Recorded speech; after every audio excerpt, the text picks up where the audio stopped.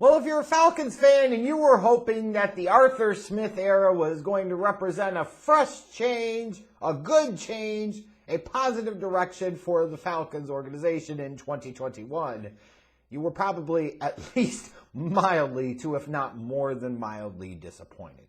It was really weird with the Falcons how they made the decision they were going to stick with Matt Ryan, and not only that, they doubled down on that decision by not drafting somebody like a Justin Fields or a Mac Jones with the fourth pick that they had in the 2021 NFL draft, and instead took Kyle Pitts, the spectacular tight end prospect from Florida. You would look at that and you say to yourself, okay, they're drafting what they feel is the best talent on the board. It's on the offensive side, so you're going all in with Matt Ryan. But you could make an argument for makes sense. But then you turn around after drafting Kyle Pitts and you say, now we're going to trade Julio Jones.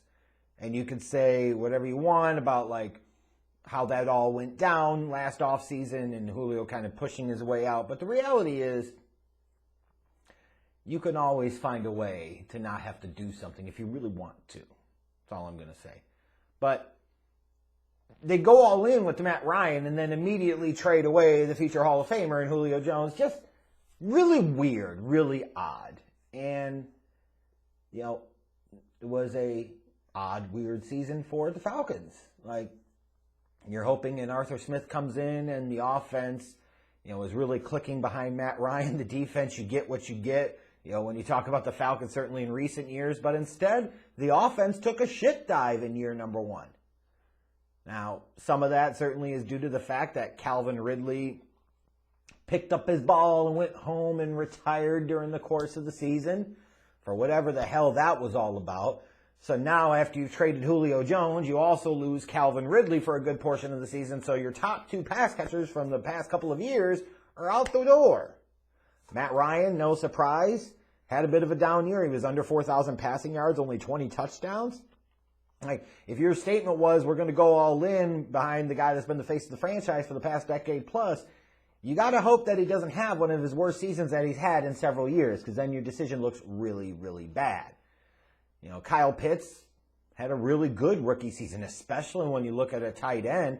Ended up finishing with over 1,000 receiving yards, yes, in a 17-game season, but it's still 1,000 receiving yards for a position where a lot of times rookies don't make much in the way of contributions or impacts.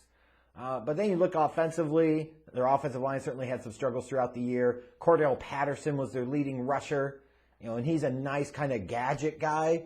But when Cordell Patterson is your leading rusher, you're in a really bad space offensively. And like I said, you ultimately brought in an offensive-minded head coach, and your offense took a shit dive. And of course, the Falcons' defense was a standard shit show.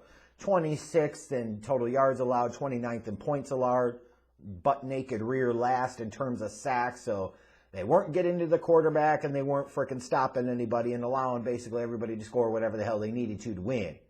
The surprise, frankly, that they won 7 damn games. Just not a good team. And for all those that might sit there and say to themselves, well, maybe year 2 will be different. How so? You come into the offseason, again, the Falcons are in some salary cap trouble, and it's all fugazi again when you talk about the salary cap. You can get under if you need to. There's always a creative way, but how much do you kick that can down the road? You've got Matt Ryan sitting there with a massive-ass salary cap hit, and what do you really have around him? And now you're in a spot where you look at this 2022 NFL draft, and even if you do take a quarterback, the perception, at least right now, is that the quarterback class this year isn't nearly to the level of last year's, which should be concerning because it's not exactly like the 2021 draft class of quarterbacks really lit the league on fire or anything like that. But they've got holes all over the place, some key questions. What's the next move with Calvin Ridley? What are you going to do with Matt Ryan and his massive salary cap number? What are you going to do with some of your free agents like Cordell Patterson, like Russell Gage, Dante Fowler Jr.? What are you going to do with some of these guys? How are you going to improve this Falcons team? And you could say, well, maybe the Buccaneers come back to the pack a little bit because of Tom Brady's retirement. Maybe they do. Maybe you look at this division next year and you say it's potentially wide open. What have the Falcons done to position themselves in a way, at this moment at least, to say that they're poised to strike and take advantage in 2022? Bottom line is they need to beef up in this offseason. When I say beef up, believe it or not, I'm, yes, talking about that offense. Because as much as you want to talk about the defense, and the defense sucks, and the defense is terrible, you have to look at investment level. And there's like a differential investment here. How much do you have to invest in your offense to get it to be at a high level?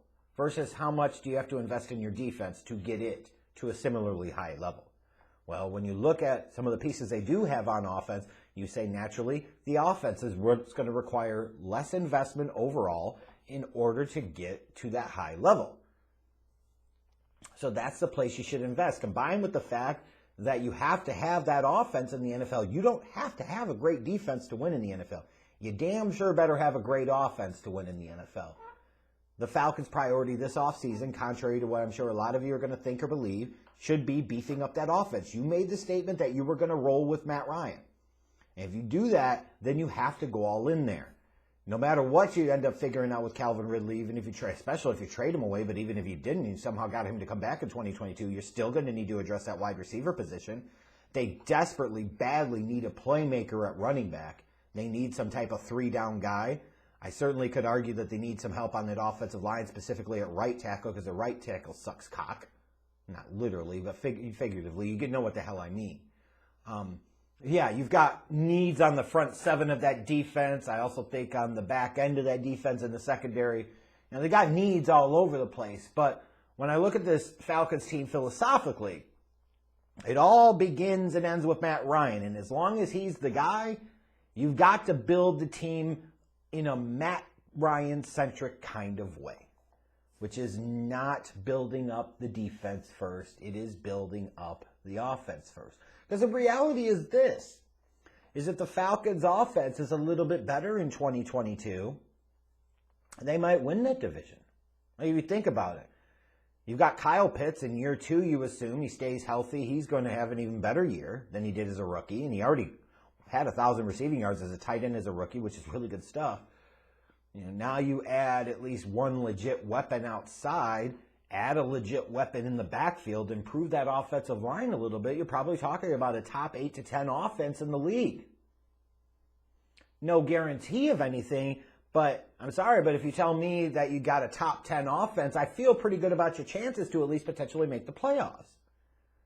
Because there's no question, is the way it stands right now, that this Falcons team would have the best quarterback in the division in 2022. Unless Tom Brady comes back, unless the Bucs or Saints or Panthers make a big move to get a better quarterback than Matt Ryan. Matt Ryan's the alpha dog in terms of quarterbacks in that division. This joker is there for the taking. So you got to build up that offense. I know Falcons fans are going to probably gripe about the defense and talk about the defense. But you can fix that defense until kingdom fucking come. But if your offense takes a crap dive and you've got Matt Ryan only throwing for 20 touchdown passes, you're not winning shit anyways. The only opportunity, the only chance, I should say, that you have is to build up the offense. But if they do, like, they could turn it around a little bit in 2022, but they've got to go all in. No more, hey, we're going to stick with Matt Ryan, but then we're going to trade away Julio Jones. No. You got to figure out how to make this work.